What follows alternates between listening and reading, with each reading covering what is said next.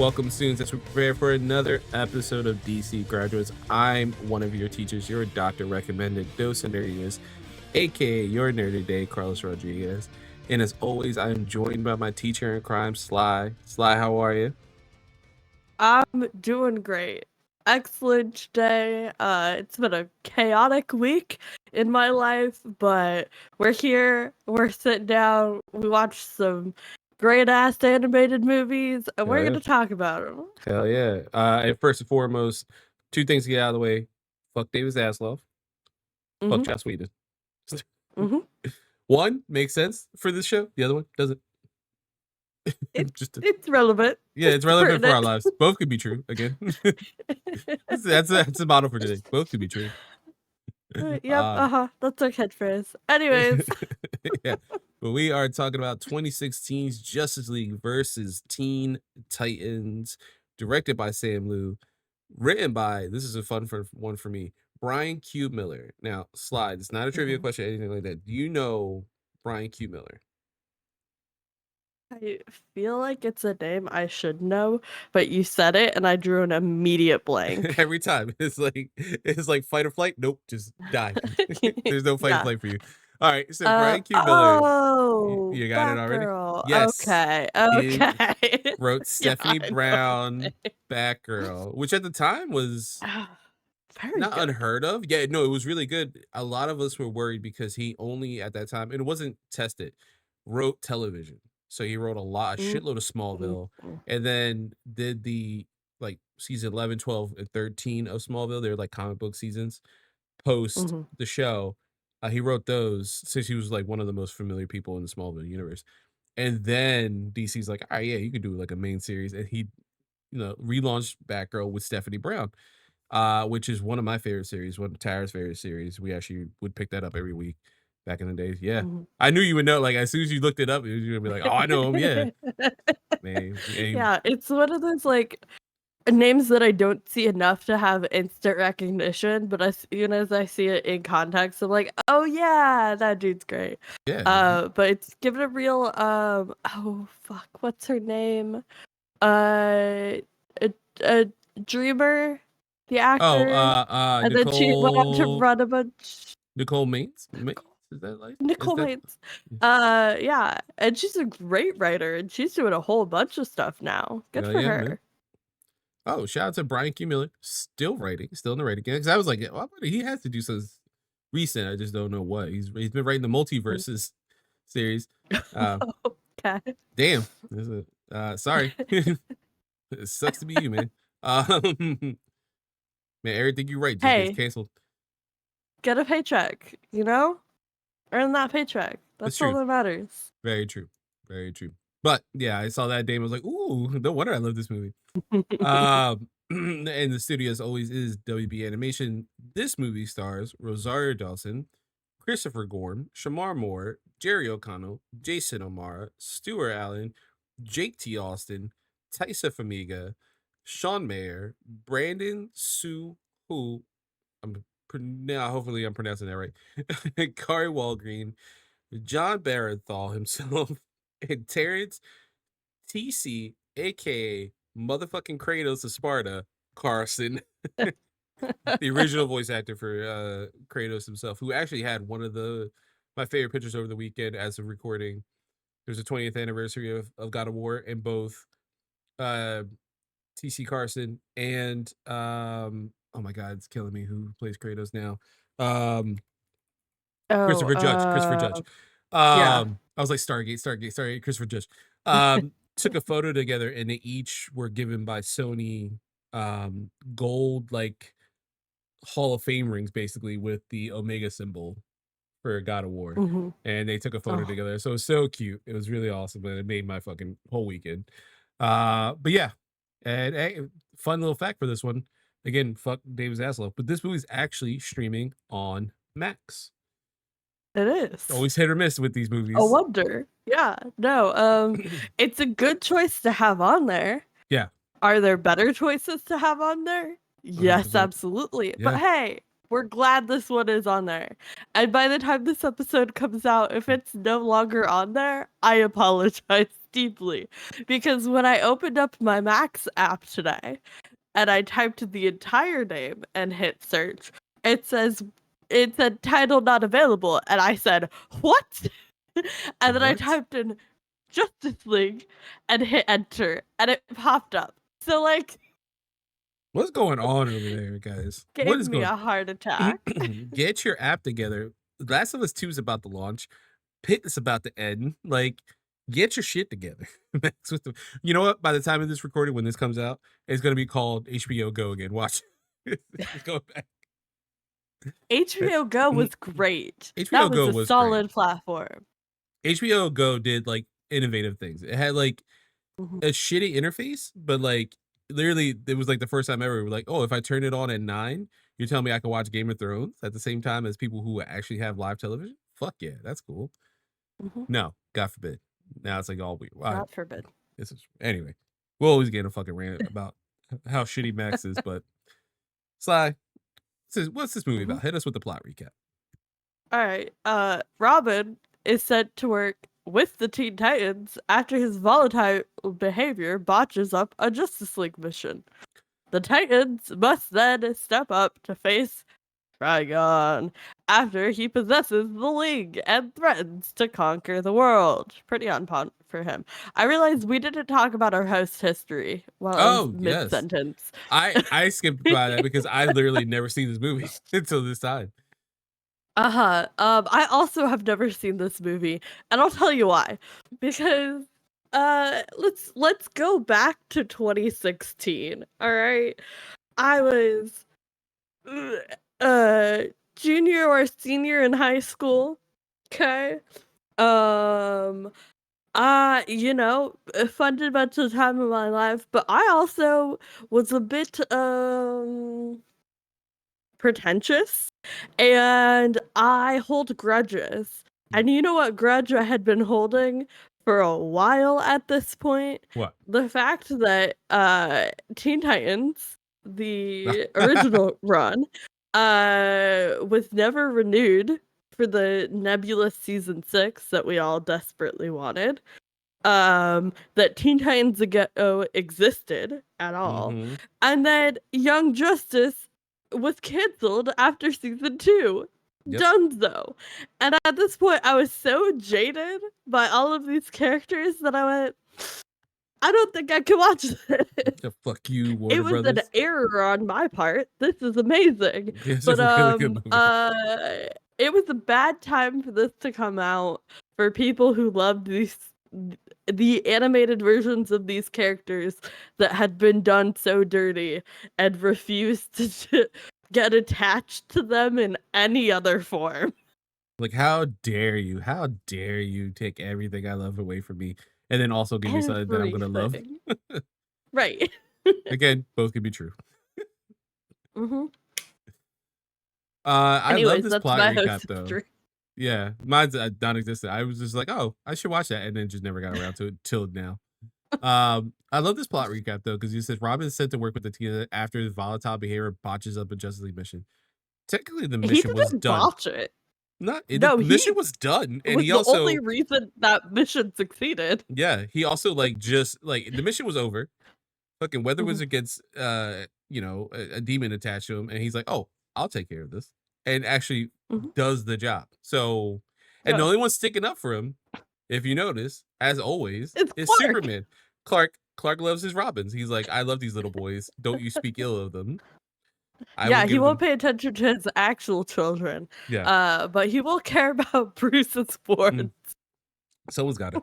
Yeah. Someone's got it. If it ain't Got Alfred, it. he's like, Alfred probably calls him like, Master Clark, can you take care of them on the field? I got him outside. You got him inside. Mhm. Together, we'll give Mhm. them a proper uprigging. He really tries to. He's like with them until Batman shoots him that look. He's like, I'm gonna shut up. That's not. Yeah, Sorry. yeah. He knows that Bruce has stores of kryptonite and is not going to incite his rage. He did his best. Also, not just Batman in this movie. Other Bat families just happen to have them on the utility belt, which is not surprising and Yeah, surprising at the same of time. course. Yeah. But I Anyways, love these. I love it so much. Hit us with those comic book characters in this. we got a lot of teams going on in this movie. We got the Justice League, which in this iteration is Superman, Batman, Wonder Woman, Flash, and then I'm gonna put an asterisk on this one, Cyborg. Mm-hmm. We got the Legion of Doom, Lex Luthor, of course, Weather Wizard, a pull, Yeah, Captain Cold's Cheetah, right who there. looked right, very naked, good for her. Toymaster, also weird pull, but okay. And Solomon motherfucking Grundy. Who I love that is like, all right, everyone's got their pair off. Let's fight each other. And Batman gets Solomon Grundy. It Of feels like course, he pulled the fucking short end of the stick on that one.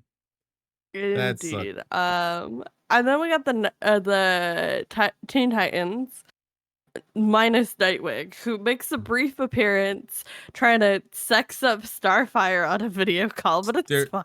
they're so horny for each other. It's like the running gag with these So movies. Like funny. they're like so close and yet so far. God, Corey deserves so much fun.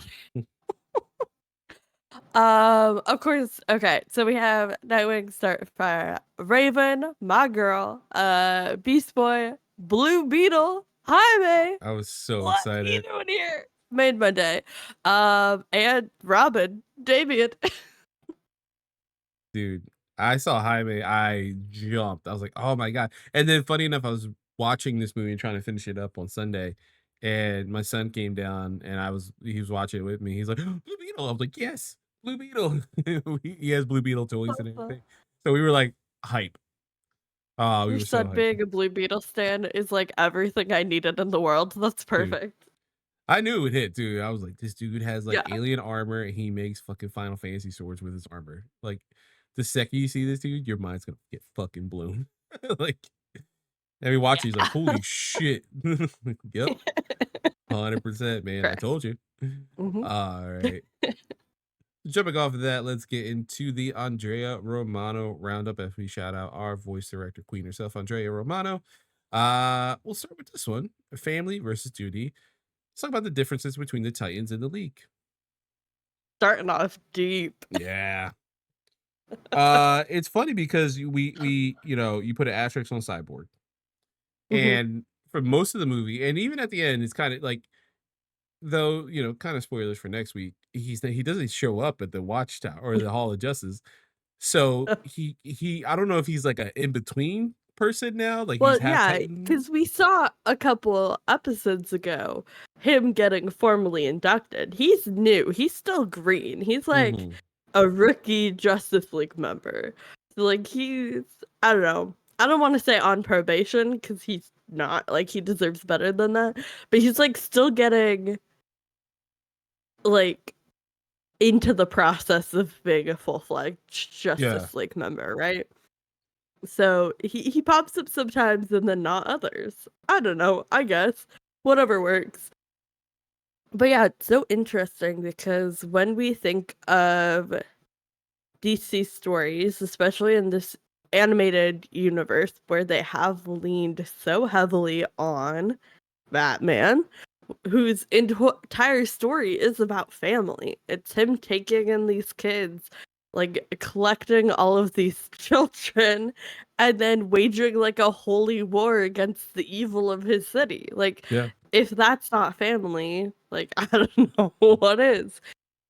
And then we have such a different perspective. We're going through this through Damien's eyes and seeing the Titans, who are a ragtag group of people who don't have anywhere else and have found each other and have come together because they have something in common, which is that they're outcasts and they're committed to fighting the fight on behalf of the little guy.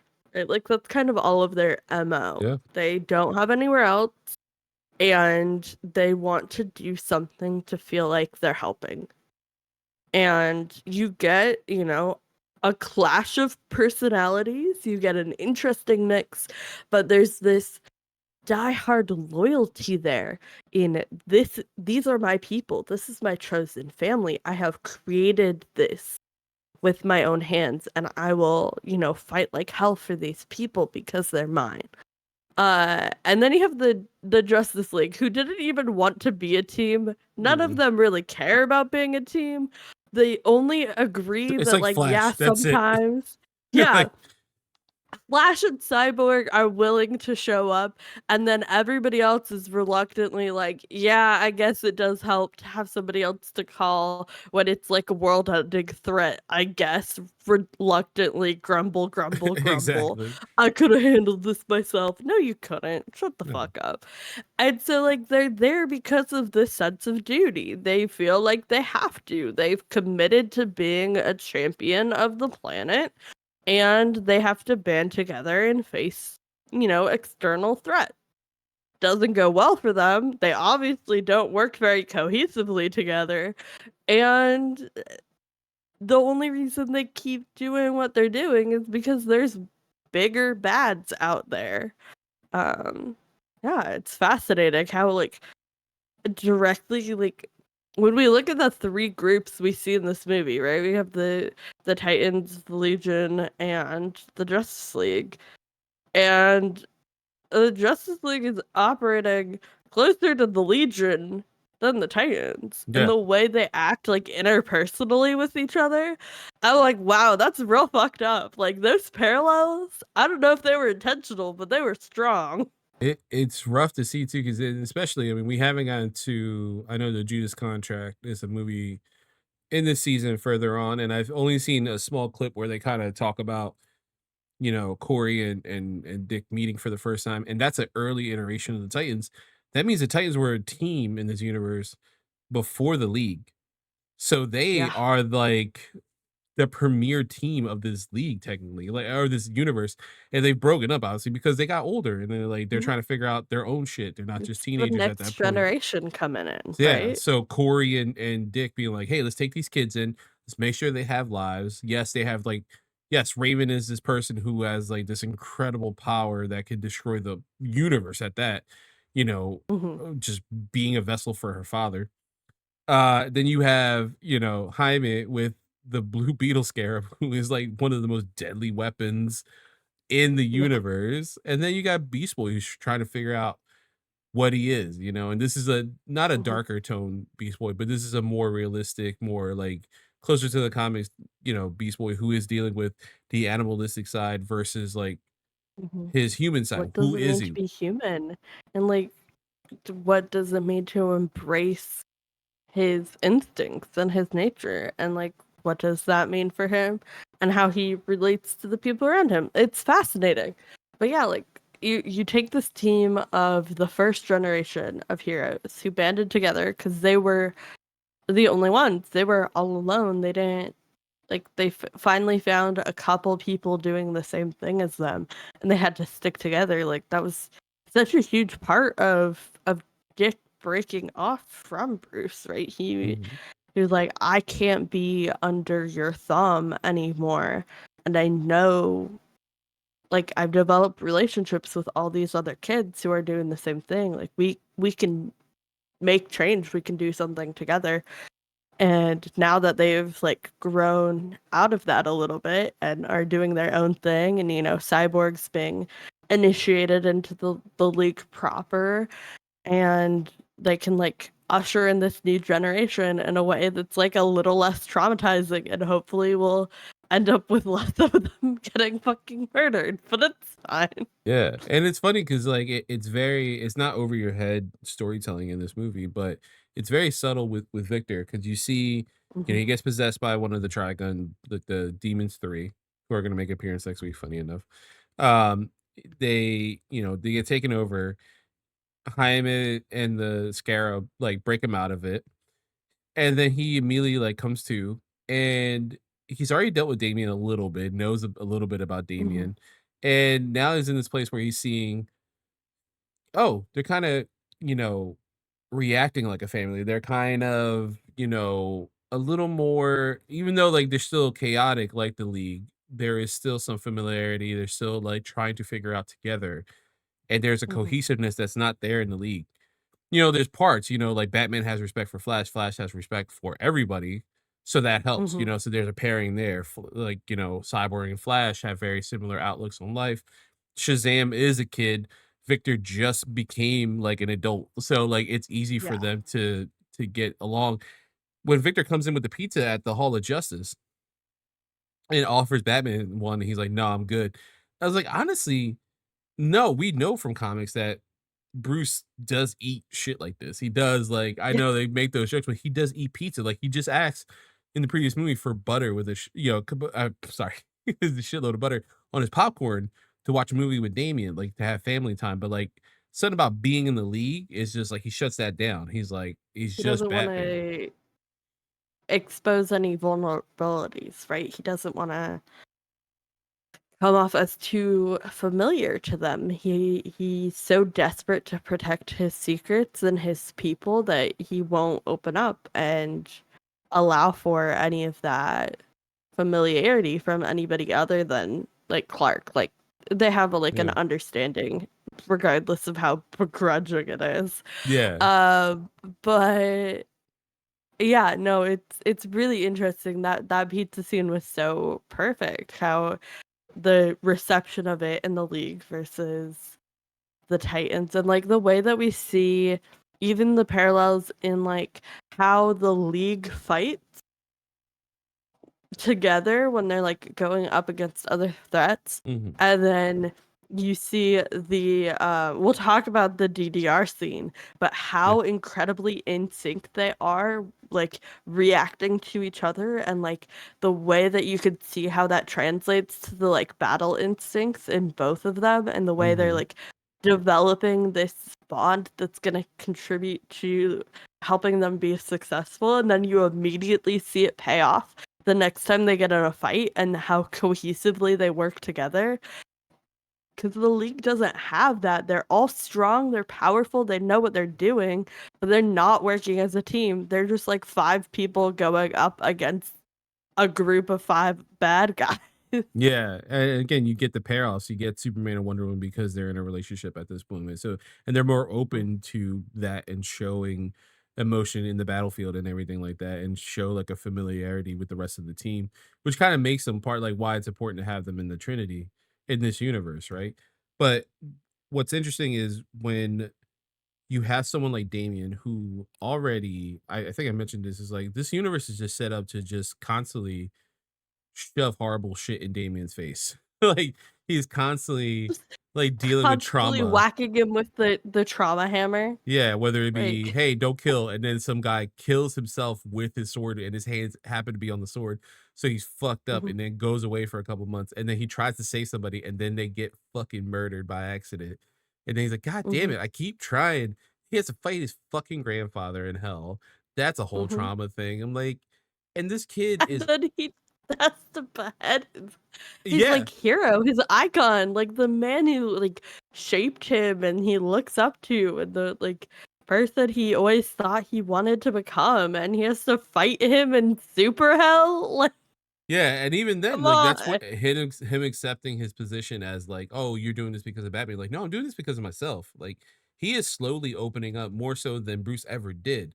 And that might be a little bit because of him hanging out with Dick. Dick's trying, he's like that older brother being like, "Listen, our parents are Desperately try. fucked up. So let me hang out with me and let me get you out of the Come meet world." my friends. Yeah. Like, get out of that fucking house. Yeah, Like, exactly. Have some pizza, experience chill a out, real man. family for once. We're not gonna be weird about like, "Hey, you want vegan pizza? Sure, no problem, dude. Like, Sure. we're in San Francisco. That shit's right here. Like, don't worry about it." Like, there's so many little things like that that is really cool to see.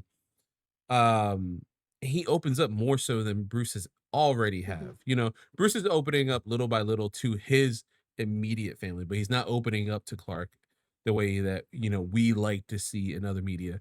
He's Right. not opening up to Diana the way that we like to see in other media. He's not opening up to the rest of the league like that. He is very mission based. I know that's going to change. I know I've seen other scenes where they have meetings that he's joking ar well, not joking around, but he's like, "Hey, I have a school meeting for this and this and that," and they're like, "Wait, what?" They make jokes about that shit.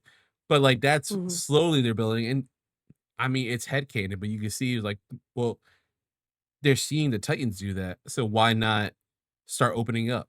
let's hang out outside of work. Let's figure out who we are. Like, it only builds a better team. And Starfire, has this incredible task of like this newer generation of Titans are very, you know, like they're unstable dynamite that's about to go off on any given moment, not because of their own will, Like Mhm. Jaime doesn't have full control of the Scarab. Raven has this very dark past that we are starting to learn in this movie that could be very dangerous to the universe.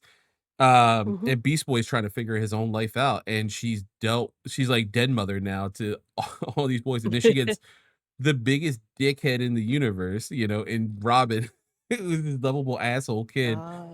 and I gotta take Ah, care of this he boy too. finally yeah, he finally got to the lovable part of asshole in Yes. this movie. It's taken him long enough. Fucking hell. It took him, like, This losing his universe has fucking been face for, like, brutal. 5 minutes, Right. and be like, Yeah. "What He happened?" had He's to like, go "Oh, shit, through I went too far." severe disfiguration Yeah, and then I went come too far. back. That's all me. I went too far.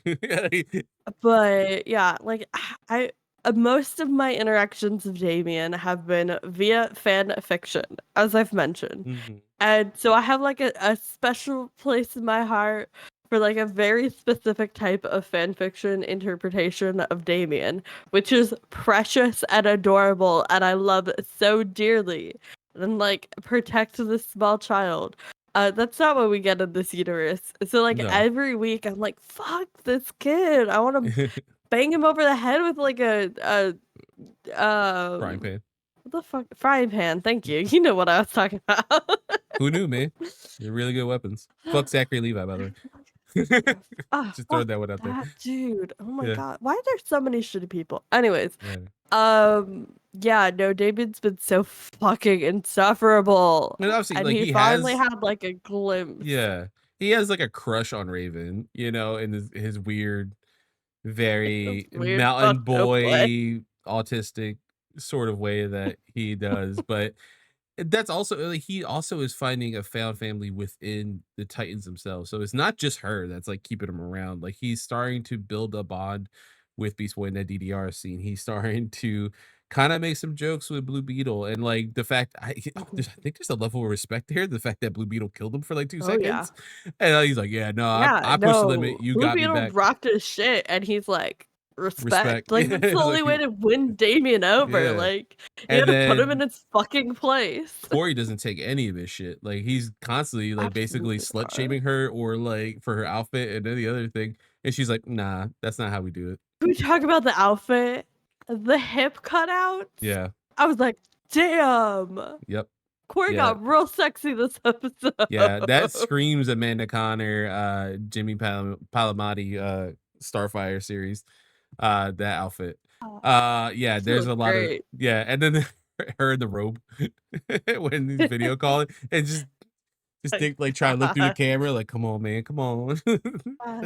Dick's like desperately starting to try to start shit, and she's like, bonding activities, and then takes off, which is hilarious. Because Poor we get boy. like frat boy douchebag Dick in this Mhm. universe, and it hasn't fit like in any of the scenes he shows up in with that fucking black t-shirt with the cuffed sleeves The and the fucking gold the chain, chain yeah. and the like mullet-ish, like not quite a mullet but getting their hair. And then we get the video call and I was like, they've been waiting for this Oh moment my for like god. 5 movies. To be fair though, they could have made him worse because so far in this series, he hasn't even talked to any other girl. He's like all about Corey. Obviously, we just saw a glimpse of Batwoman or Batgirl, sorry, at the end of the last movie. So like we know she's in the universe. I don't know, they haven't met. So this is a Dick Grayson that didn't grow up with Babs. So he's only known Mhm. Corey, and I'm sure whatever girls he, grew up in school with, but, like, she's a fucking alien goddess, basically, who the first time they meet, she kisses him, to learn the language. So, the Right. most impressionable thing this little boy has gone through in his life, Uh-huh. he's like, "That one, Yeah. the orange one. I'm If just not trying to him, think the gay one over there. I'll figure it out." figure it out. If he didn't grow up with Babs, who was the impressionable or the desirable redhead he grew up with that started his trend of only sleeping with redheads? I'm assuming Kate, because he has such a thing for Kate, but they didn't do anything. They're cousins. Yeah, basically, yeah. Not by blood. There's a lot of people True. read those books, and there's categories of certain black There and gold are. You know websites. what? Okay, I'm not shaming. this is a Your post kink Game is of not my Thrones kink, world. and that's okay. Don't yuck someone's Um, yum. yeah. I'm not, It's gross, but yeah, I agree. that's okay. Not for me. We No, respect you and your choices, as long as I don't have to witness them, you know? yeah, it's true. Unless you're in the state of Alabama, which is everything you do. Anyway, that's gonna be the next comment under our video. It was like, I'm Shout actually out from the to the state of queer Alabama. Shout out to the queer people from Alabama. I love you so dearly. I hope you're okay in these trying You times. gotta get out. It's gotta be a safe place for Yeah, you you guys. gotta get out. I would take him to Washington, but it's so brutally expensive here. I don't think y'all can afford it because, There's gotta like, be like they're not a paying you anything down there either. there's gotta be like a queer like underground railroad. Real. That's Okay, what we we've need. gotten too Yeah. real this episode. Let's bring it back to the silly Every once in a while we cartoons. get too political. We cut it out. We have like montage of politics in progress. But that's why I named the Oh, other that's clip too. It brilliant. was Somebody funny. write that down. And just have the font of like the CNN's pot like News Watch or whatever. Newswatch. Yeah. So I do like this, and I do love the payoff at the end too. Talking about found family when Cyborg hangs out with the Titans and he boom tubes in, and he looks like he got caught red-handed, and Bruce is actually like kind of happy for him. Like he's like, "Oh yeah, you kind of need to be here." And if not, like because he doesn't formally quit the league because he says he's like, "Why don't you join the Titans? Like we could use you." And he's like, It's like, I've been once to the big leagues. it's kind of hard to go back I'm not down. And I going was like, back. that's not wrong, but like he could be that clutch player. Like we don't again, we don't have a Yeah, formal, Babs in this universe, so that means we don't even have an Oracle in this universe.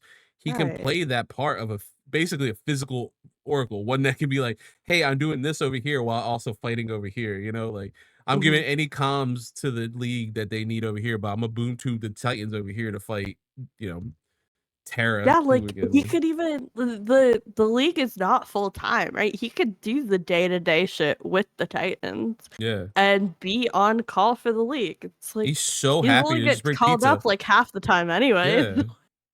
He's just so Enjoy happy to your be life, my there. dude. Yeah, Yeah. and it's funny, Yeah. it's the first time, again, I'm not to shit on Shamar Moore's, performance. I think she's really doing a really good job as Cyborg in this universe, Incredible.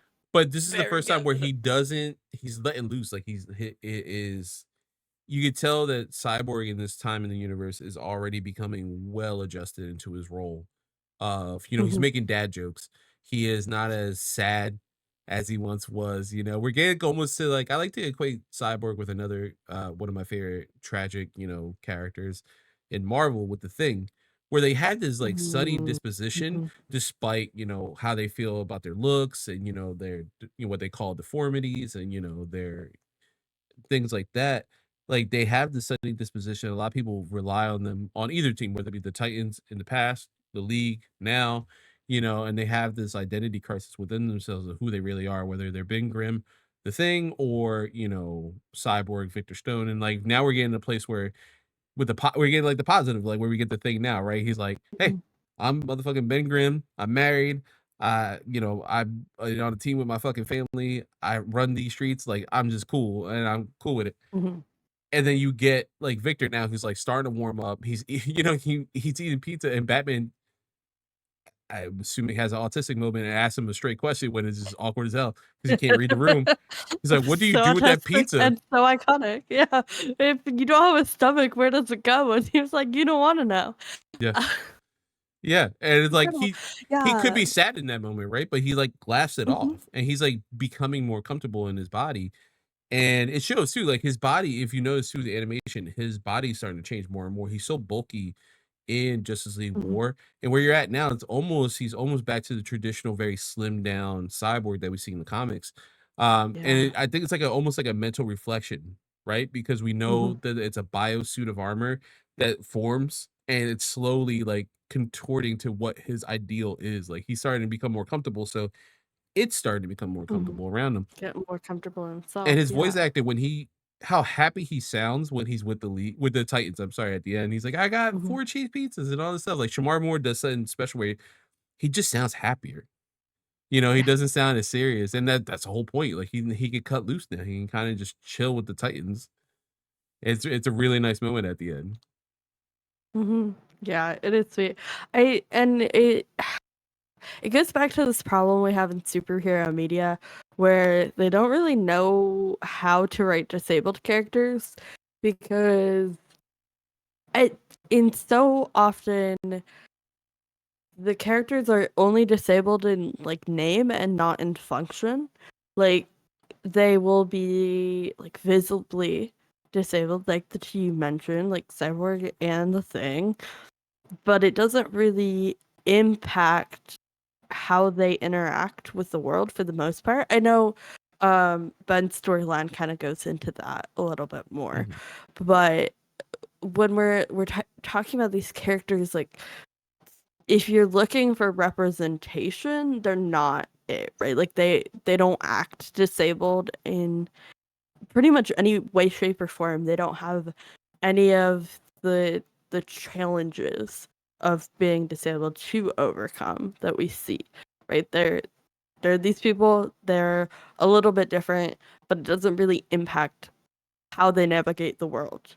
And that's a huge criticism that you have, like talking about like disability in media and what it means to portray characters in a superhero medium that are disabled. And then you have like Babs who gets like retconned to not be disabled, and like even again on the Oracle train, um, Felicity in Arrow gets the fucking like spine Same chip thing, or yeah. whatever, and it's ridiculous. And those take away so much from their characters because they were these like beautiful, wonderful, like badass, powerful characters who were like visibly physically disabled. They had a challenge to navigating the world around them, and yet they could still be their full characters, have the full personality.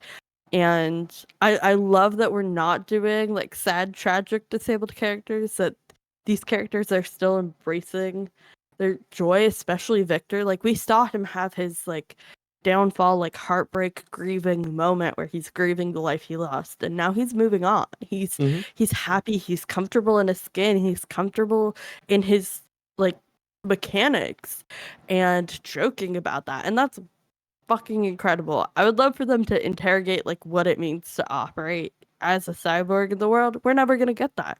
No, it's few and far But between yeah. and at least even in the comic books. Like there's one specific storyline when right after he was introduced and Marv Wolfman and George Perez did a run of I forget what they're specifically called, but each issue was one where they highlighted only one specific member of the new Teen Titans. So there was an issue just about Mhm. Donna, there's an issue just about Dick Grayson, about almost like transitioning over from Robin to Nightwing. Like that was his issue.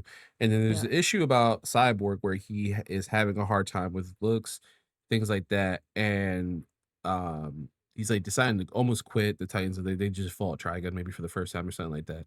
And this little boy missing an arm comes up to him. He's like, "Oh my God, you're Cyborg of the new Teen Titans!" And he's like talks to him. He's like, "You're my inspiration," and all this stuff. And he realized the impact that he has in the world. But that's the issue with DC, right? Because that's editorial in the 80s being like, "Yeah, no, that's a really good idea. Let's print it, let's Mhm. do it." It's important to show that, especially A, he's a black man, B, he's disabled, C, like he's trying to navigate this world in so many different outlets. Let's do that. And then there's, I believe, a solo cyborg series a couple years ago that did something similar as well that kind of tackled a lot of that stuff. Um, and it was good. The series is good, but like it's almost like whoever's in charge. Now, when you have Marvel, Mhm.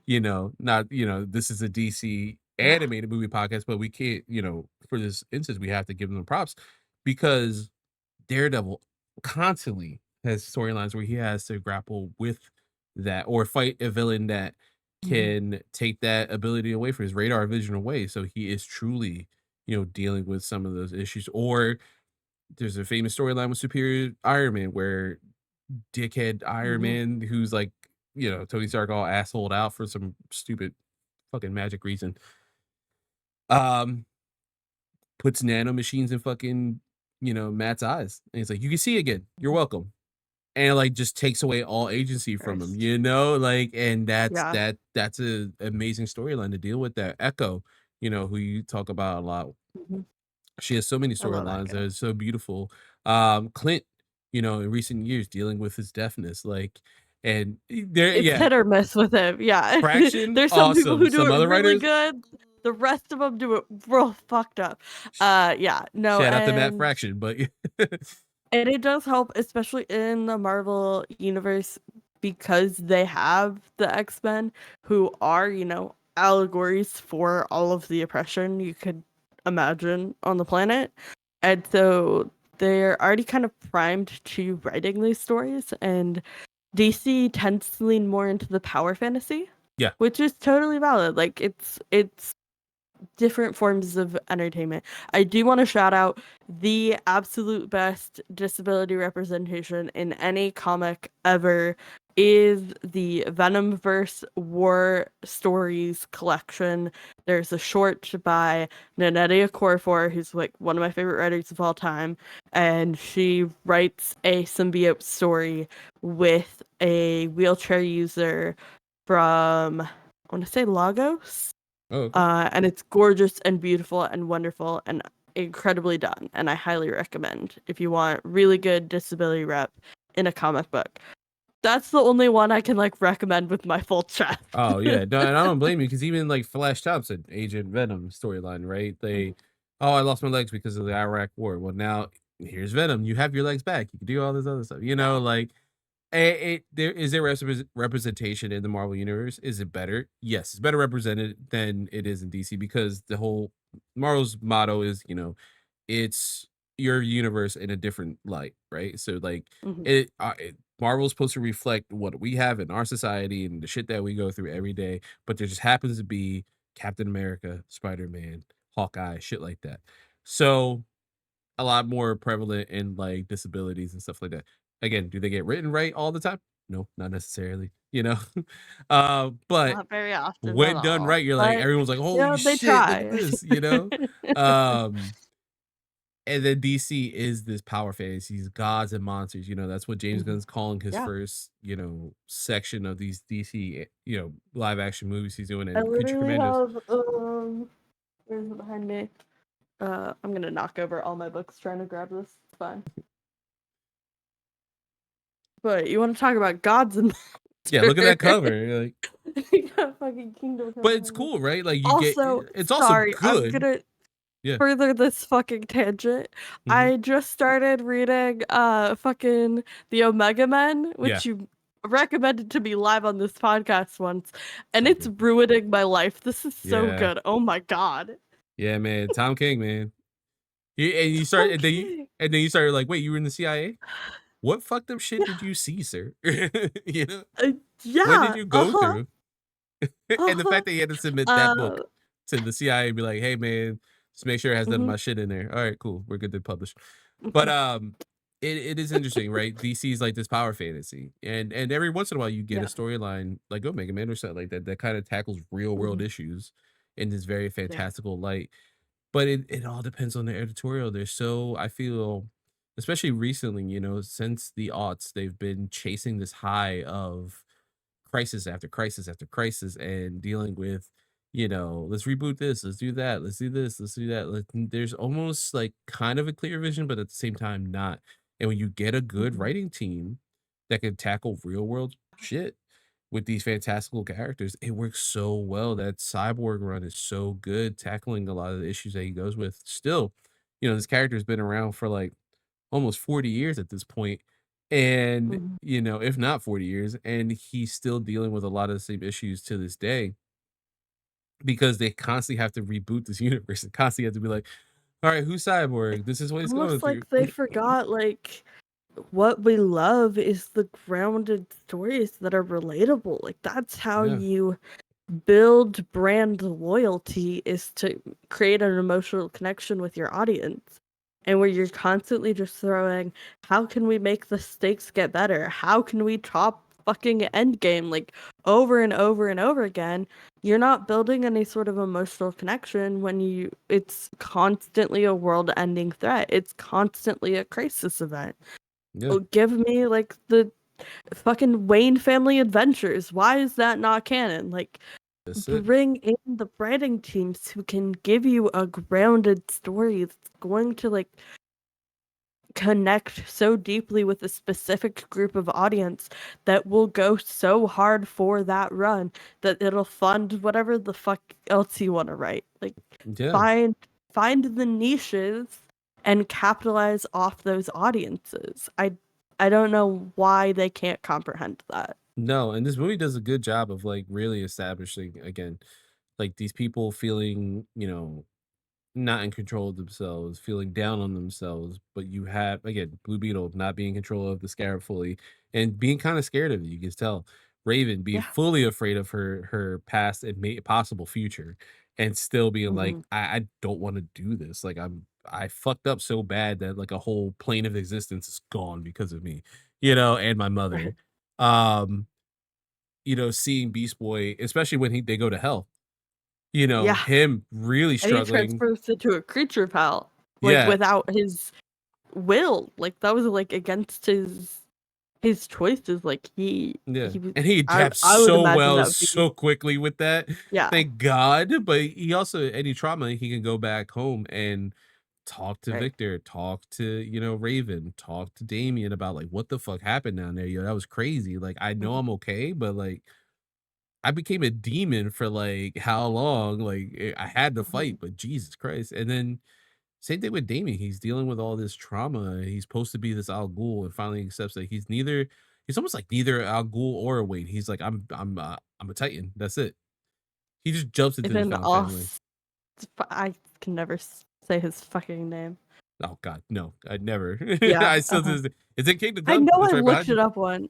Anyways, but like, yeah, no, he's kind of rejecting like the names that have been assigned to him and trying to find his place in the world, which is I think something everybody goes through while they're growing up and learning how to be a fucking human.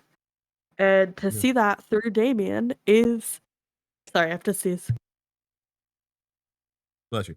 or not. There you go. Um, and see that is like so resonant for the young kids who are going through the same thing, who are like wanting to rebel against their parents. And maybe it's not about fucking killing horrible people, but it's about something that feels just as important. And you have these like the specificity that you can latch onto and connect with. Like everybody has a Titan they resonate with. I feel like you can't go wrong, whether it's like Gar or Corey or Vic and like Damien in this even. Like there's something in there that you Jaime especially. God, love Jaime. Uh there's somebody in there you can feel seen by. hmm And I wanted to touch on one more thing before we move on to the second topic, but one of the things I also want to touch in that scene with Victor coming in with the pizza right before, um, they're they're talking to the league, and they had this thing about like you guys did this, you guys didn't do that, and then there's a slow beat where you see Corey. She becomes almost like a teenager again, even though she's been Mhm. established. She's running this team as like a hey, Yeah. Corey, we She's trust the you. leader. Yeah, so can you take care of these kids and watch out for them? Like she's hand appointed by the league basically to watch it. And she Mhm. even for a moment stops and they were like, you did a good job. And she's like, oh, like she could breathe almost too. Like everyone has this immense Clark gives her pressure. a compliment. She's like, "Oh my god, I did a good thing." It reminds me of the Alexander thing. So I get to speak at the national convention. Like, look how good I did. Yeah. But like it's definitely that. Like even for her, she's brought back for a quick moment as like, oh my god, I'm a teenager. They're gonna yell at me. And then it's like, no, you Mhm, guys did good. You guys are a necessary team. Like we need you guys around. mhm, It's really cool to see. yeah. Moving on. I thought there was an interesting tidbit in the trivia section. This is the first time outside of comics that Raven's backstory has been portrayed to its full extent. That includes no consent. How do we feel about it? And I don't know, compared to like what we're more used to in more modern media, they a lot of skate around it now because like Teen Titans has been so popular. They were like, yeah, well, yeah, there's like little parts. Yeah, she hooked up with a demon, but like she hooked up with a demon, not the other way around. Mhm. Um. So here's the thing. Raven's one of my favorite characters that I know absolutely zero things about.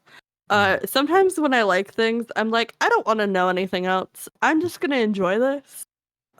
Especially like musical artists. I don't know a single thing about their lives. Probably for the Um, best. some book authors who I have loved for decades, half the time I can't remember what gender they are. Yeah. You know what? Sometimes I could just enjoy things like a normal human, and when I can, I really embrace it. Raven is one of those characters. I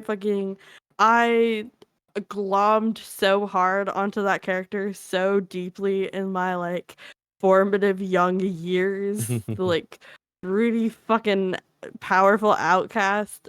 Not that powerful, but definitely outcast. Yeah. Um, and I've never looked any further than that. So like really my only iteration of Raven and my reference point for literally everything is like 2013 Titan series. Listen. That's all I Yeah. got for you. That's all I really know. And honestly, that's where most now modern media will just stop there. You know, like, hey, Mhm. they hooked up. It was fine. It was consensual. It was afterwards that she was like, "Oh shit, you're a demon? What the fuck?" Like, you know, like I've been bamboozled. Like, you know, oh that Uh-huh. sucks.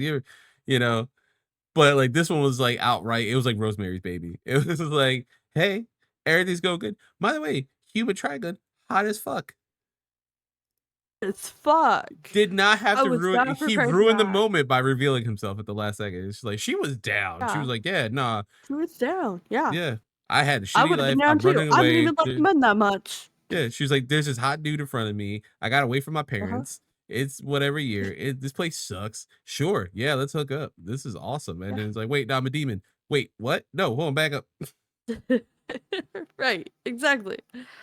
I was like, "Dude, why did you?" Anyway. I think I wrote that in my notes. I'm like, "Why? Why did you do that? Like, you didn't have to do that. She was ready. She was cool.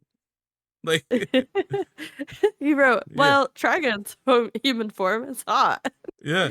Did I write? Oh my god. What the fuck was I talking about? I feel like I had a note about it. Oh, I said, damn, Trigon, okay. Yeah.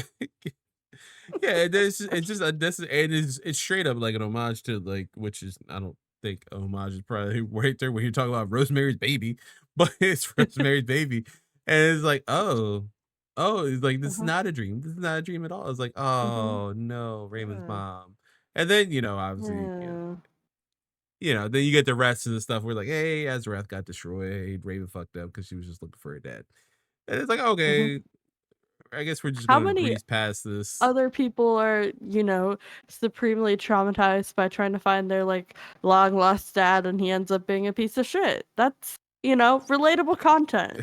Yeah. Not me, for the record. But like Yeah.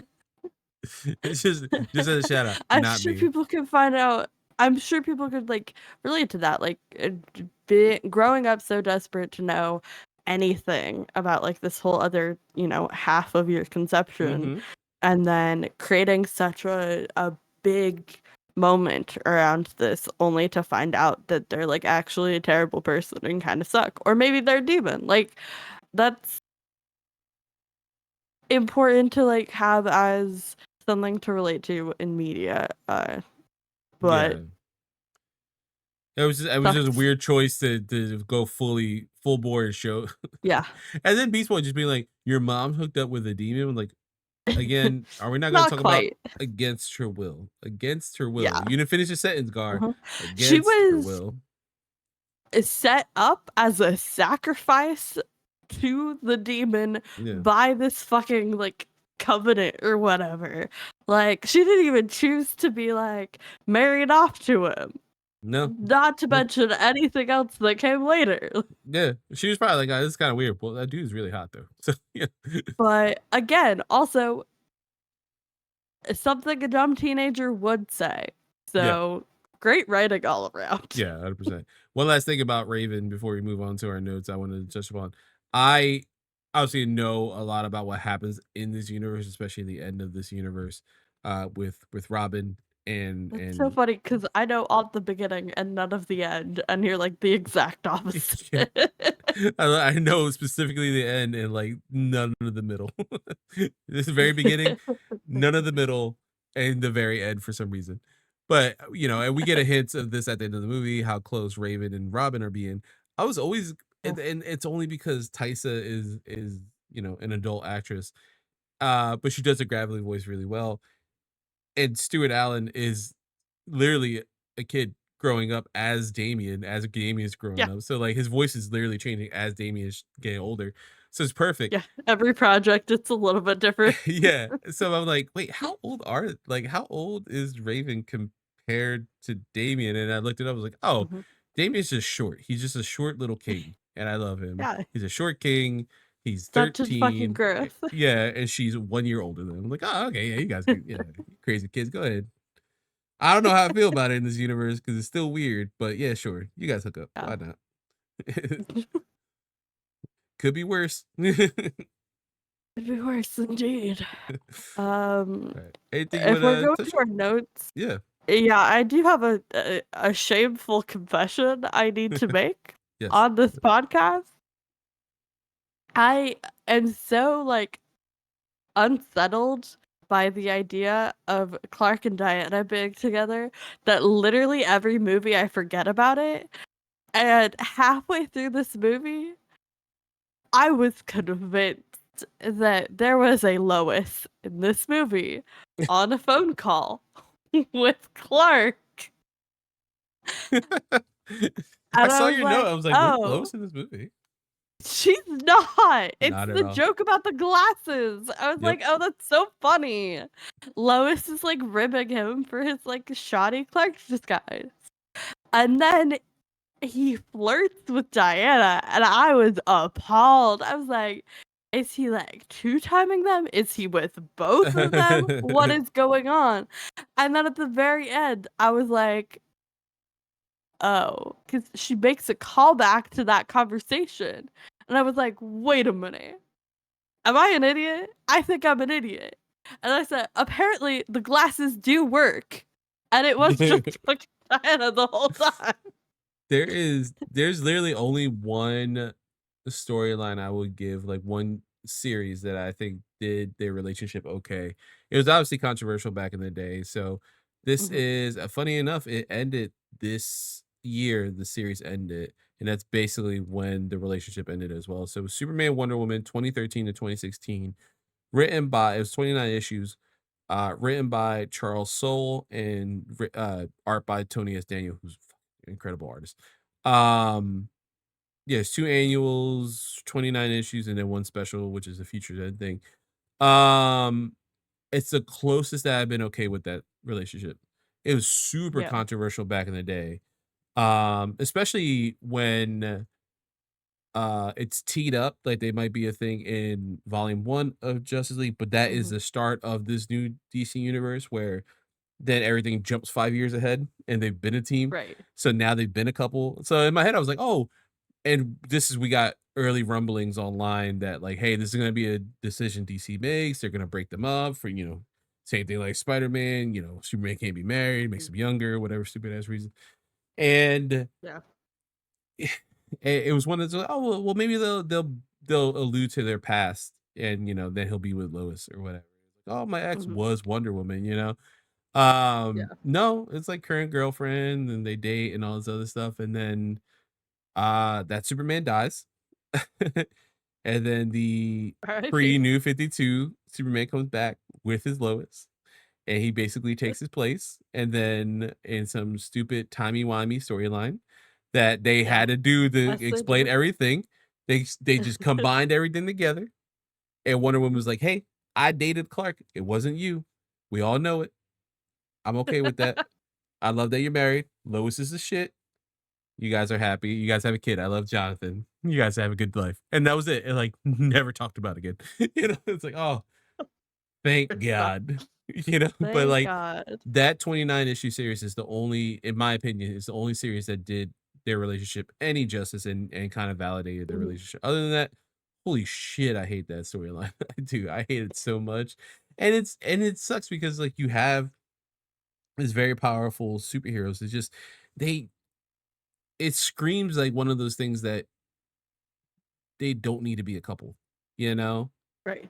Like just They can because just be friends.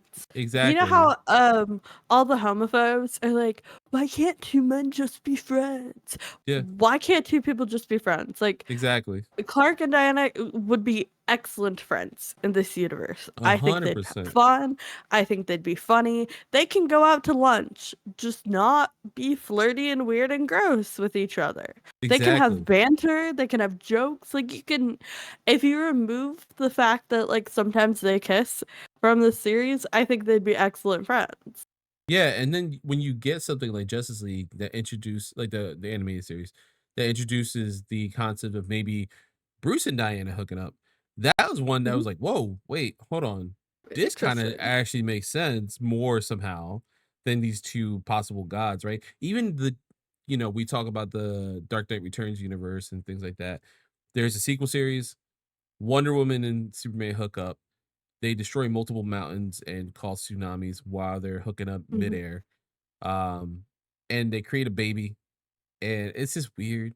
The only other outside main continuity stuff is right behind you. Kingdom Come, I think, does a good job of like maybe establishing for the storyline. But again, it's like a Superman who has been like 20 years since he lost Lois. He's older. He's been by Yeah, himself. everybody's going through some Yeah, shit. It's the like only other fucking old immortal man is Hawkeye. yeah. Oh, I forgot. I forgot. We're making so many Marvel references this I know. episode. I'm so sorry. I This is a DC I podcast. would like to know if someone knows what we're talking about, specifically Old Man Hawkeye, and also is like, man, Peter would be really pissed, wouldn't he? Anyway,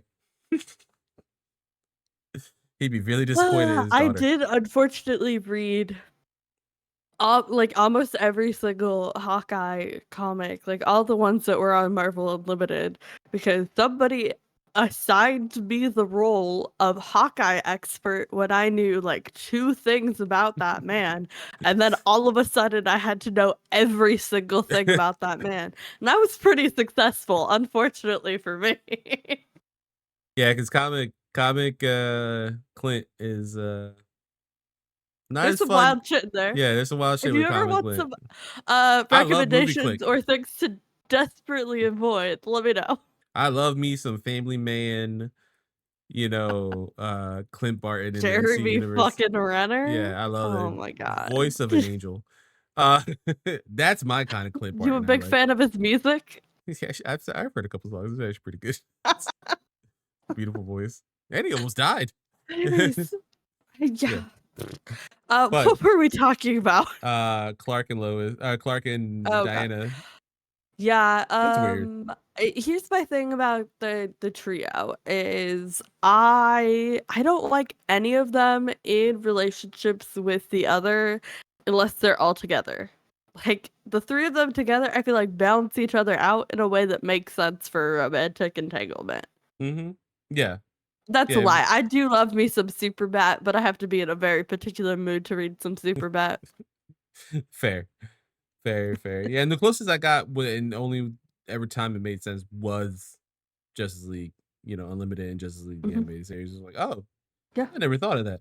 Actually kind of makes sense. The only Real. woman other than Catwoman to put him in his place. That's what Bruce needs. Real. Yeah, Yeah, he really does need somebody to put him in. exactly. And he doesn't even get with her at the end, which is sad. Um, Mhm. said I want to. Oh, how about the? I mean, it could have been this like demon Roz fucking with Damien, but Roz says the Lazarus pits are connected to Trigun in this universe. Mhm. That he's a Yeah. gift, and I was like, I don't know if that's true or like a demon fucking with him in this universe, but like there's a lot. Trigun is a big player in this universe, especially near the end of the series, and Magic plays a lot My of in this universe. question was I didn't think that was actually Raish. I thought that was like Like a a demon just fucking with him. facsimile that, yeah, had been Yeah, created to fuck with him. that's what I It was might thinking have been the too. real Raish, but I yeah, I think he was just trying to like say anything he could to get Damien on Trigon's side. Yeah, But I don't know. We'll see. yeah, it was one of those, like, I don't know if this is really rage, because when he cuts his head off, it does turn into, like, what we see as a demon in the hellscape. Hmm. So it's like, it could be a demon, it could be just actually rage it. He's like, Yeah. I'm stuck with this motherfucker for the rest of my eternity. But he says that, and I'm like, yeah, demons lie, but that seems like in this universe But where the specifically, fuck would the pits come from if not demons? Who right? Like, knows? yeah, because there's got to be some weird magical element to it, right? Obviously, Yeah. we're not even touching upon all the new shit that we learned in the comic book universe about the Lazarus Pit, but like specifically in this universe, magic plays a big Hmm. part. Again, not you've seen bonus episodes, you've seen our Constantine episode. That is the end of this whole universe, and Hmm. magic plays a big part in the end. And now it's being really introduced in this universe. It's like, oh, this is gonna be a major thing within this universe from Hmm. now on. It's like Darkseid and Trigun. Unfortunately, yeah. I'm kind of glad that when I initially went through these, I got out what I did. Not my favorite part of the DC universe is like magic. We'll talk about this in future Yeah. episodes, but like um yeah, we'll get there, but like I don't know. I feel like DC has so much going for them, and there are sometimes the storylines that like don't hit as well as like grounded nitty-gritty Mm-hmm. stuff Yeah. that I personally gravitate towards. But yeah, I'm excited to see where they go. Like again, this is like the start of the end. Like I don't know pretty much anything else from here on out. I always felt like I had seen Batman Hush. I don't think I actually saw it. I just know the story. So Yeah. we'll see. We'll get there when we get there. Yeah, it's gonna be interesting how But we yeah. touch upon some of these things. Um, Something I wanted to I shout do out. have Oh, go ahead, go ahead. No, yeah. you go first. Sorry. I just saw it in my notes. I have one more note I want to shout out Yeah. when Clark fucking snaps Barry like a fucking twig and then just Whoa. leaves him to sit there without even setting the leg properly. Like his foot's completely at the wrong angle. Like doesn't even set it up to heal properly and just waltzes away. I was like, God damn. Yeah, Like that's you could definitely Clark. Like, at least do the courtesy of like helping him fucking set his leg right. he was like, Clark, he's definitely like, hey, you got this, right? You got this. I gotta go. Funny. One of my things I wanted to shout out in that moment was Clark roping Diana like a fucking raging bull. I'm like, he's done this before. He's got mad Yeah. cowboy skills because he just came out of nowhere. Like, I'm like, Mhm. damn, dude. Like, I You know, farm nothing. time paying Yeah, off yeah. in other It locations. was funny because I'm sure other people New were like, oh, and adventures. me, I was, yeah, I was like, part of me was like, how many bulls has fucking Clark taken down on the farm? Like, he's probably like, that what he did for just fun? Roping is not to incapacitate them, in my True. opinion. I know some people treat it like it is, but Yeah, like, that's true. anyways, that was the farm talk Yeah, of today. right. I loved, because I'm a huge fan of Sailor Moon, the Magical Girl transformation for the Titans. I We was, love a I magical girl fucking transformation. flipped the fuck out. I was so goddamn happy when it started happening. I was like, "Oh my god, it's like Sailor Moon." I was like, Yeah. um, God, my beloved, My Adventures of Superman. That's how he transforms into a Superman Mhm. suit. It's literally like he like wicks his hair back and everything. I'm like, ah, I love it. Um, that made me so goddamn happy. And then yeah, Robin targeting Superman to take him off the board first under Trigon's control. Fucking brilliant, first and foremost. Absolutely. Second of all, the fact that he just has kryptonite on him is both Mhm. psychopathic and appropriate, for him. I thought he had grabbed some in the planning stage. You know, when he got that devious little fucking smirk on his face. I don't even know, I man. He's assumed that he crazy. went for a stash. I don't think he keeps it in his tool belt 24/7. I don't think he's that But unhinged. I love that Clark wasn't even angry. He was like, "Oh, good job. Yeah. I need you to take it out there, Good though." plan. Yeah, Yeah. not upset. He's like, "Oh, cool. You had the thing that could kill me. He's worked Thank with God it's Bruce for you." how long? Yeah. Yeah, He if it's not knows the someone in the back Bat of their family, yeah. contingencies. He's like, "Oh, thank God it's you. Anyone else, I can't trust this Right. magical rock that's gonna kill me. You guys, I'm so happy it's you guys. Thank God." Yeah. But I love he's like, "Yeah, can you please take it out?" Right. I do love that. Um, yeah, there was something else too. Oh man, poor Kadak City. I was like, no wonder Black Adam hates the fucking league. Look at the fucking damage they did to the city. Jesus Is that Christ. the fucking ghost town?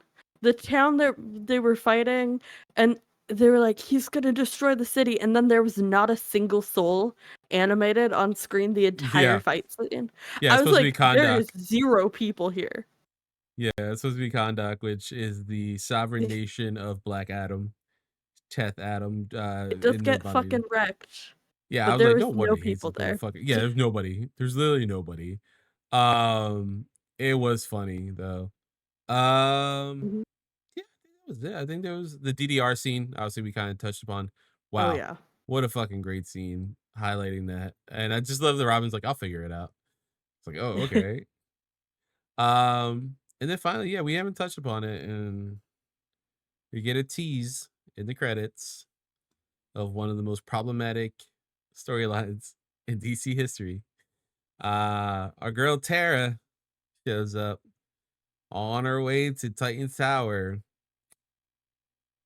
Let's see how this storyline plays out in this universe, because that means Deathstroke's coming back, and maybe he's not, I really hope he's fucking a not, teenager. but we'll Any other see. universe where he doesn't do that is like, oh, cool, man. Deathstroke's Oh, pretty fucking thank cool. God. Right. And then he does this like, yeah, you know what? Mentally manipulate him, gaslight them. I'm cool with Uh-huh. all these little Just please things. don't fuck a teenager. Yeah, just don't do that. Just don't do that. Mhm. Don't Yeah. be a Catholic priest about it. There's Just, be there's there's one line. It's not that hard. yeah, it's really not that Yeah. I love my villains. You can be so bad. Uh-huh. Again, this Uh-huh. has no context for you. I talk about this all the time. My best friend at work loves Freddy Krueger. I love Freddy Okay. Krueger. Uh-huh. So we love those movies, good, bad, whatever they Mhm. may be. We love those movies. Yeah. The remake, now anybody horror fans out there looking at you, Joe Mertens, knows the remake did one of the worst things ever. It's not the CGI. It's not some of the teenage cast that they didn't get to like free range and kind of be teenagers. Everyone's mopey for some reason. It's the fact that Freddy becomes a predator. Mm. Mhm. Killing one thing, predator completely different. That's a Disconnect. whole different level. Yeah. Dude, I was like I was Like like, yeah, no, he's always just weird around mm, kids. He makes them uncomfortable before he kills them. I get it. yeah. You're a dream demon that likes Mhm. to mess with kids. Everything you do is just to make them uncomfortable. I get you, buddy. I know where you're coming from. And then Mhm. this happened. I was like, nope, no, thank you. Hard no. Yeah. No, thank you, sir. I can forgive murder, but assaulting Yeah, children is the line too far. yeah. Murder's one thing, sir. There's a Kumal Nanjiani Yeah. thing about when he says a racist remark that he likes dark meat to like a black man. He's like, whoa, Freddie. Murder's one thing, but racism, sir. The bridge's too far. That's how I feel about the Yeah. remake. But yeah, Uh, that's how I feel about my Deathstroke. Listen, gaslighting, indoctrination. Gaslight, Um, gatekeep, girl yeah, boss. yeah, do all this stuff. Yeah. But don't fuck them. Nope, don't do Mhm. it. That goes for Talia. I wanna That goes for that goes for that goes for uh Talia. God damn it, Talia. That God goes damn for it. any villain, Lady Shiva, whoever they may be. Just like don't do this one thing. I don't think Shiva's ever done that actually. No, she just murders everybody I, and, abuses her child, but that's not, the other thing, yeah. sexual, so, Yeah. yeah. I wanna end on a positive note. Yes. Once again, Jaime is incredible. We haven't talked nearly enough about how amazing he is in this movie, but fucking incredible. But when Dick is driving Damien out to the tower and he gets out of the car to like introduce him to the Titans or whatever. There's this Mm, really charged handshake with Corey where they like make extended eye contact and I yeah. just go, now kiss. Also, it's like the first time they've been around each other for a minute. You can tell this tension I is know. thick in the air. Tension. I can eat it with a Yeah. fucking fork. I'm Um, waiting for Dick to be like the older brother thing, like, hey, I gotta talk to Corey upstairs for a little bit. How about y'all just stay outside of the tower for like 20 to 30 minutes? yeah. Which is funny because like that wouldn't be my favorite relationship with her if you know that anything about me. But every time it's on my screen, I'm like giggling, kicking my feet. I In animated form, it works so well. Listen, I love me some Babs and Dick. I do. I love it. I love that relationship. I think that's the end goal always in my head canon. I know there's so many people that are Corey and Dick. But every time I do see them, I'm like, oh, they are cute together. He's had some really good relationships. You Uh-huh. know, I'm I just like saying. them as like a teenage fling. Yeah. It's fun. Barbara's the mature girl. That's what you Right. need. Mm-hmm. You know, she's the Mary Couple years Jane. older. Yeah, Yeah. you gotta grow up into. She's always been way smarter than him. That's what you need. That's exactly what you need. Not Yeah. that saying Corey isn't, it's just she's very tolerant of No, shit. Babs is not. she's tolerant. She's like bubble of joy, and you know she can be serious. You know, she has her moments where she goes uh full potential of like that girl could so easily turn into a supervillain, Oh, and she yeah. doesn't, and we love her for that. But like I don't know, I feel like Dick as a person needs somebody a little bit more grounded for him to settle with, you know? Yeah. 100%. I 100% agree with that. But yeah, that's our thoughts on this movie. Very long-winded, but we just love this movie so much. It's Great. really good. We did not talk about the plot of this movie for like No. 90% of it, but we had a great No. time. Yeah. Again, highly recommend this one. Yeah. I feel like we didn't spoil anything of this movie. If you Which is haven't seen great. it, you can still go watch Yeah. it. Like, Yeah, you can still watch the movie and just get all the context and everything else we watch, just because we just talked about relationships in these movies yeah. compared to the Titans and everything. But moving Mhm. on, we're going to one of my favorite segments. We're going to drama class, a holdover from MC University. We have two scenes here. So we have this one with Starfire, Blue Beetle, Robin, and Raven. Would you like me to be Starfire and Raven in this one? Okay. Uh, Right. you do Starfire and Robin, and then Oh, I'll okay. do Blue Beetle over. Blue Beetle and Raven. Yeah, sounds good. Okay. This is an opportunity for us to become more familiar with each other. How much more familiar can we get? We've already seen Garfield lick himself. As a dog? I wish. This is so gross. Listen, it's funny, but I did immediately write in my notes, um, why are we shaming Gar for embracing his natural instincts? Like, dude is already working through it. Like, give him some fucking slack. And the answer is their family, and they can That's get away why. with out Yeah, of pocket shit. But they really do. also, Because the fucking chill, constant y'all. Raven constantly making fun of his lack of pants. And it's like he Right. only woke up one time. Constantly. He woke up one time without pants. And she's like, Mhm. you don't wear clothes. He's like, it's one day. One day. Just one time. Yeah. And then this one we Ugh, have siblings. Nightwing and Robin. Do you want to be Oh. Damien? Hmm. All right.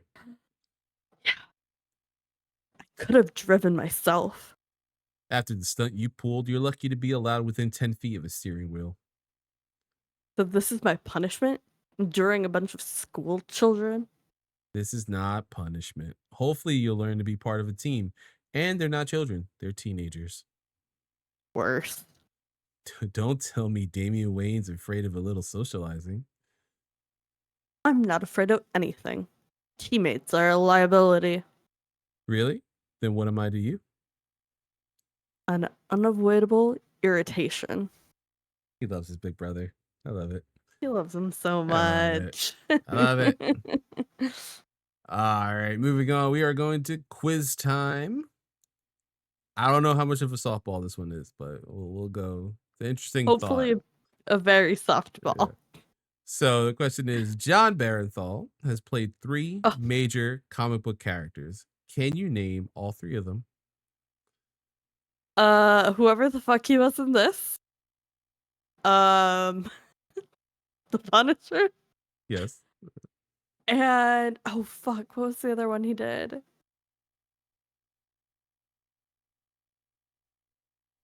I know he did another one because I know we talked about it on MC University.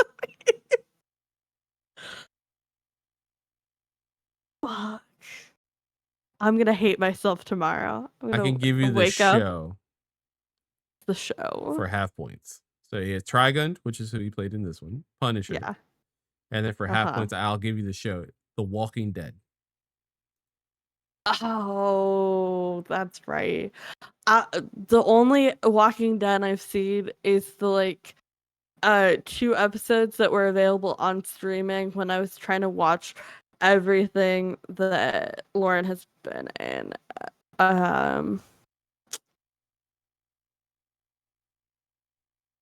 Who the fuck was he? Can I just start naming Walking Dead characters? Sure. I don't know that I said that and then I realized I don't know a single Walking Dead character. All right, he plays Shane in The Walking Dead. Shane, yes. Yep, nope, never would have gotten there. Very famously dies early in the series, but our first taste of that, the live action series was going to be different from the comic, actually does not get killed when he's supposed to in the comic book. And then lasts a whole 2 other seasons, like a whole season and a half. Incredible work by John Barrow. This is where I fell in love with him. And then It's amazing. He's such a good Give actor. that man a teenage girl in every single project he works on. Dude. He has incredible performance working off of him. That, or have you seen Wonderful. the Accountant with him and Ben Affleck? No, I have not. Okay. All I'll tell you the premise is Ben Affleck is I believe an accountant for the cartel, autistic. Okay. And then every once in a while has to do gun shit and fight, and he's amazing at it. And then he has to fight John Barrow at one point. And that leads into Incredible. The Accountant 2, where they have to team up, and it's very, very exciting. Yes, please watch The Accountant. Anyone out there, it's really good.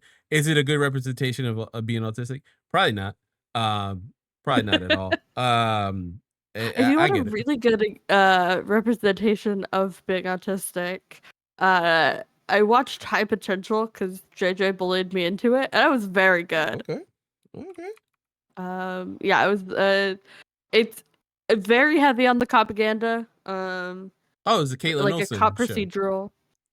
Yeah, it came out this season. Yeah, Caitlin Olsen from It's Always Sunny. Yes, married to Rob McElhenney. I heard of this. That's cool. So it's good. It's good. Yeah. I love how they really lean into the heightened sense of empathy and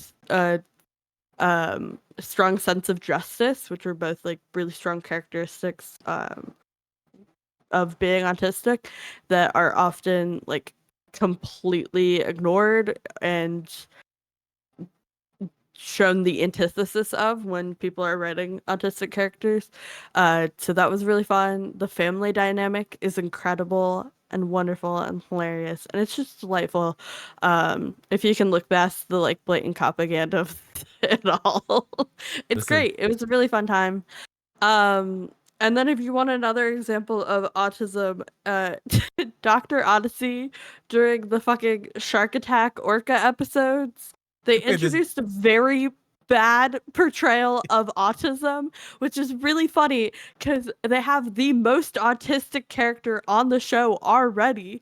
And then in week 2, they team up the really poorly done autistic character with the very good representation of autism, and we're just pretending like she's not autistic.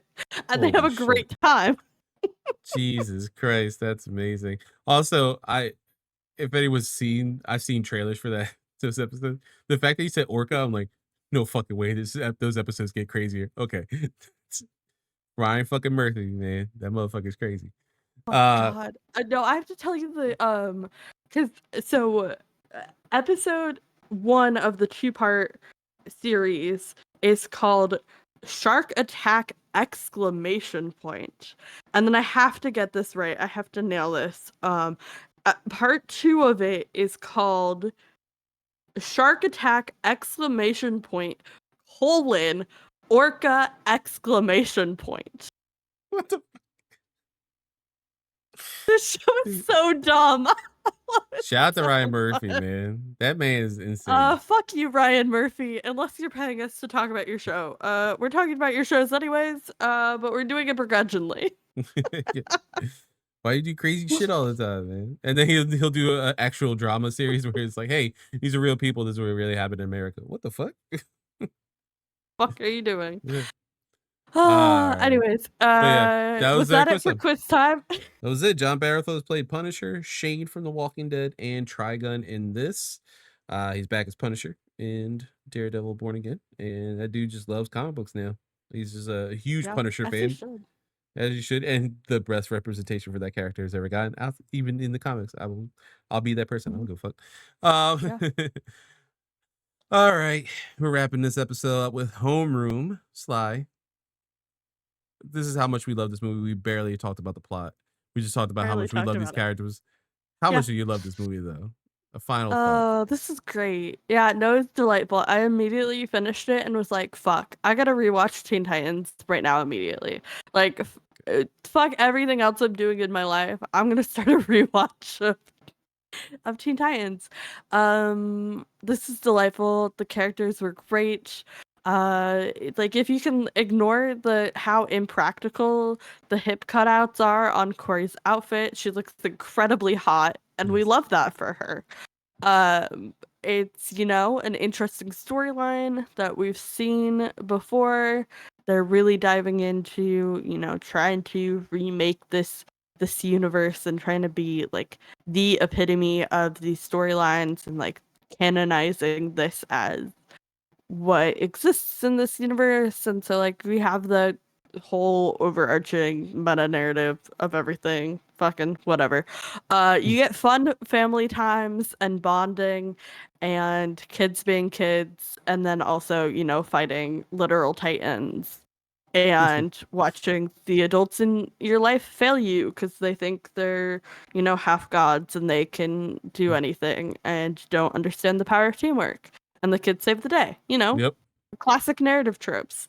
It's delightful. It's amazing. Again, we did not talk about how much we love Jaime enough. No. I love him so much. He's perfect in this, in my opinion. I love him so much. Shout out to that one writer who wrote him saying look twice immediately after each other. He's like, Mira, look. I was like, sure, dude, whatever you say. It was like shit, I said it in Spanish. Say it in English so everyone knows what you're saying. And you're probably Damien the only one being like, wait, what? On the first try. Like, what? They're like, Damien, you're the one. This was delightful. I don't think you need to watch anything else of this series. You can just jump in here and have a great time. Dude, this is honestly really, really well done. It's really well done. My only critique would be the fact that I didn't realize it was John Barenthal until I see the IMDb. I love him. Again, I said he did good in the scenes he's in, but he's like, they do something to his voice where they like modify it to make it sound like a demon. I'm like, just let that man do whatever the fuck. Let him be man. John Barenthal. Yeah. Oh, what? He sounds like Punisher? No. Who the fuck cares? I don't care. I don't give a fuck. Post Punisher? 2016. Damn. This is definitely it's around that time. Post Walking Dead, at least. But yeah, like that's my only critique of this movie. Honestly, it's really, really good, man. It's really well done. Really shows again why we spent most of this episode just talking about the dynamics between the Justice League and Titans. Why the Titans are a family. Why the League is just a team. And it just shows how amazing these characters are. And I can't wait. I know we're getting a Teen Titans movie proper in this universe with Judas Contract, where we'll follow up on this fucking terror storyline we saw at the end. But I'm excited to see this team together again. And it's going to be interesting. The universe is really coming together in a very interesting way, especially, again, you knowing the very beginning, but not the end. Me knowing the very end because I knew everyone was like talking about how controversial it was. I'm like, well, I'm so far behind. I'll just read what happened. You're like, what the fuck? Right. And then piecing things together. Like it's interesting to see how we're gonna get to the end, and how devastating it's gonna be when we get to those two movies. Like we're gonna cry. Yeah. Oh, Um, I'm sure. yeah. But that is homeroom. Your homework next week is another Justice League movie, Justice League Dark, Hmm. where we do the mystical side of the DC universe, and we get to introduce a lot of these amazing what we call dark characters, magical characters that you and me love so much. Hmm. Um, but before we sign off, Sly, where can people find you? You can find me on TikTok doing some book content. You Yes. can find me on Threads talking shit. And you can find me here on Point Park. Oh, Served Up Sundays. That's the thing we're doing. Yeah. Back on TikTok, live on Sundays, usually 1 p.m. unless work changes my call time at like midnight the day beforehand, and I have to show up earlier and do a show at 10 a.m. It's fine. Everything's fine. Anyways, if you want to check out Served Up Sundays, it's now exclusively on TikTok. You gotta watch it live or you're shit Yeah. out of luck. There Don't you know go. what to tell you. It's a great time. We have a blast. There you go. All those 2 people who show up every week, we see you. We'll love you. Hell yeah. So yeah, check those out. And then for me, you can find me here, youtube.com/point in progress. Again, I've said this every week. If you're watching the video product, which I think does pretty good number wise, make Hmm. sure you go to your favorite audio podcast, subscribe, 5-star it, like us over there, get us to listen, just playing it on the background, whatever the fuck you're doing. Vice versa, if you're an audio listener, go to the video product, go to youtube.com/point in progress, like, subscribe, hit the little bell icon, because it's not just this that you get over video content. You also get Frank launching a new surprise series out of nowhere on his birthday. Hmm. Looking back, which is it's gonna be really interesting. That man is so goddamn talented, Fucking and incredible. he Yeah. like it's He so funny downplays it every time, and it every fucking fucking kills me 'cause I'm time, like, dude. dude, you are amazing. We love your Again, I shit. said this before, I'll say it again. My most proudest moment of working with him is us doing Chaos Bringers, Final Fantasy VII Rebirth. We did this like huge, almost 4-hour podcast. Hmm. Me, Kevin Diaz, Harv, and then Harv backed out at the last second. No, no, halfway through, he had to go stream.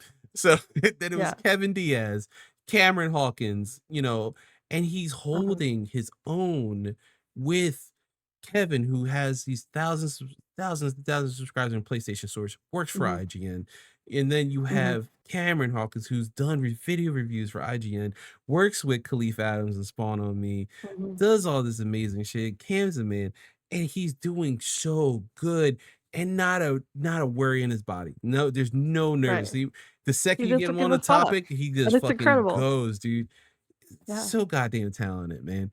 But yeah, he just launched that. Looking back at Max Payne 3, I do want to watch it. I'm worried that there might be spoilers for my series, which is it's not a loop, because the Max Payne is a Remedy game that eventually I will Hmm. play. And I don't care about 1 and 2 game spoilers for that, but I know there's some callbacks to Max Payne in Alan Wake 2, which I have not played yet. We are starting season 3 very soon with It's Not a Loop, It's Control.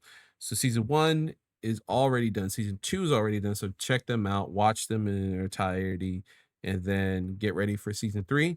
Again, where I'm really excited to play. A lot of people actually are really excited for me to play Control since I've never played it before. It seems the game everyone's waiting for me to play anyway. So we're gonna be doing that. And then personally, go to youtube.com/nerdaday, where again I should be ramping that up soon. Now that real life is not getting as crazy, so I'm gonna have some time for that.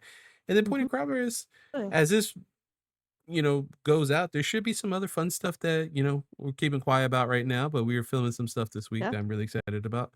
So we'll see some cool That's reviews better. for some other media that we don't normally cover on Point of Progress, but we got some cool opportunities. So Hmm. keep out And there. before we go, Yeah. especially if you're listening to the audio and not looking at our faces, but especially if you're looking at this video, just a reminder that, if you don't like people of color, trans people, might not be the podcast for you. Nope. I hate to break it to you, you know, looking at the everything about us, we have very strong opinions and morals and If you don't agree with those, we don't care about your views. No. No. No. There's a place to be like, oh, we saw Aquaman like this. Oh, really? I saw you something like this. Oh, cool. Mhm. That's a discussion. Everything else, Yeah. not really. Yeah, we can have a discussion. We're open to good faith, Yep. conversations, and like we all have very strong ideas about who these characters are and what they mean to us. And like Carlos and I can vehemently disagree about things, Mm-hmm. but it's from a place of respect, a mutual respect. And if we don't have that established baseline with you yet, you got to work up to. Yep. 100%. 100%. I thought you were gonna mention the fact that there's been a cat in the background this whole time, like a fuzzy Oh, little I've been naked enjoying cat. the cat in the background the whole time. Yes. I was just letting them do their thing. Yeah. Yeah. He's a little naked, awesome weirdo. Anyway, yeah, I agree with Sly though. Yeah. Yeah, you don't watch the show. There's plenty. Watch Joe Mhm, Rogan. Go have fun. You know, mhm. learn about not taking vaccines for some stupid ass reason. Also, he was good in news radio, but like that's all he's ever done. Come on, who cares? And he's a good commentator for UFC. Oddly enough, that's it. Okay, he doesn't have any Okay. political person. He just happens to be good at two things. All right, whatever. And we've pissed off so many people with just that one line. As We're- we should, yeah. Yes. If we don't want you here. Nah. All right, but till next time, class is dismissed.